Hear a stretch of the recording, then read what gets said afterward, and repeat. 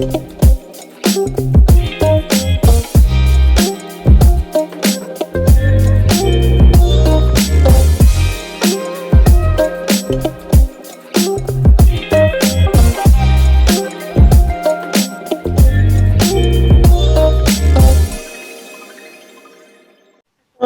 warahmatullahi wabarakatuh. Perkenalkan, nama saya Fiesti Hasnarifani dari Fakultas Syariah, Program Studi Hukum Keluarga Islam, Angkatan 2017. Ini saya akan menjelaskan tentang penelitian saya yang berjudul Analisis Implementasi Pelaksanaan IQOR di Pengadilan Agama Bandung.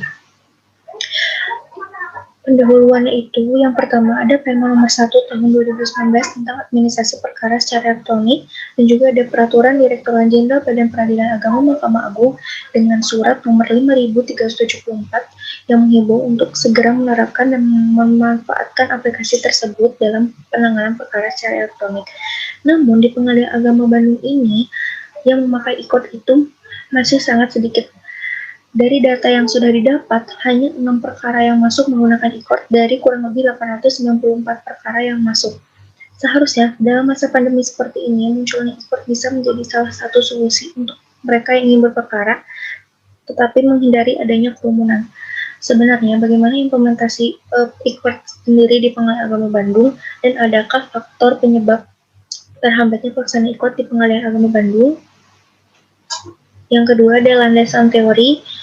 Pengertian IQOR sendiri adalah layanan bagi pengguna terdaftar secara online dengan urutan pendaftaran perkara secara elektronik, pendapat taksiran panjar biaya secara online, pembayaran secara online, pemanggilan yang dilakukan saluran elektronik, dan persidangan yang dilakukan secara elektronik.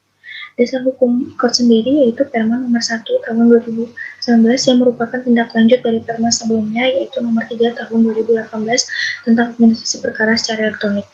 Yang ketiga ada kedudukan peradilan agama terdapat di dalam Undang-Undang Nomor 1945 Pasal 24 Ayat 2. Selanjutnya ada metode penelitian. Yang pertama pendekatan penelitiannya ada kualitatif dan normatif empiris. Jenis data penelitiannya ada Perma nomor 1 tahun 2019 dan juga data lapangan. Sumber data penelitiannya ada 2, primer dan sekunder. Teknik pengumpulan datanya ada studi pustaka, observasi, wawancara, dan dokumentasi. Terakhir ada teknik analisis data, ada 2, analisis isi untuk mengkaji isi Perma sendiri, dan analisis deskriptifnya untuk mengetahui faktor-faktor penyebab terhambatnya pelaksanaan IQOR di Pengadilan Agama Bandung. Hasil penelitian dan pembahasan. IQOR sendiri mulai diberlakukan di Pengadilan Agama Bandung pada 2019 bulan Desember. Pada awalnya, IQOR di Pengadilan Agama Bandung ini hanya advokat yang bisa terdaftar menggunakan IQOR. Namun, seiring berjalannya waktu, ada regulasi baru dari Perma terjadi perluasan untuk kategori pendaftar. Sehingga untuk sekarang, masyarakat juga bisa mendaftarkan perkaranya secara IQOR. Pada Peraturan Direktur Jenderal Badan Peradilan Agama Mahkamah Agung yang mengeluarkan surat nomor 5734 untuk menghimbau semua pengadilan tingkat pertama dan tingkat banding segera menerapkan sistem IQOR sebagai tindak lanjut dari Perma. Suatu produk dapat dikatakan seimbang apabila output dan inputnya seimbang. Sesuai dengan peraturan di atas, pelaksanaan IQOR sendiri itu sudah berjalan sesuai dengan Perma, namun dalam pengimplementasiannya kurang efektif di Pengadilan Agama Bandung sehingga asas peradilan sederhana, cepat, dan biaya ringannya belum maksimal dilaksanakan di Pengadilan Agama Bandung. Dari hasil identifikasi, muncullah 5 faktor yang menyebabkan terhambatnya pelaksanaan IQOR di Pengadilan Agama Bandung. Yang pertama, ada keterbatasan pengetahuan masyarakat akan adanya IQOR. Yang kedua, keterbatasan perangkat aplikasi di handphone masyarakat. Yang ketiga, sulitnya membuat gugatan sendiri.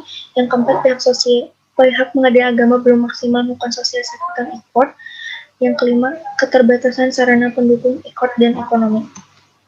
Simpulan, pelaksanaan IQOR-nya sudah sesuai, namun dalam penyelenggaraannya masih kurang efektif karena Pengadilan Agama Bandung masih sebatas menayangkan website, pemasaran banner, pengarahan secara lisan perkara di Pengadilan Agama Bandung, dan juga literasi masyarakat yang sangat sedikit dan ketidakstabilan jaringan internet di masyarakatnya.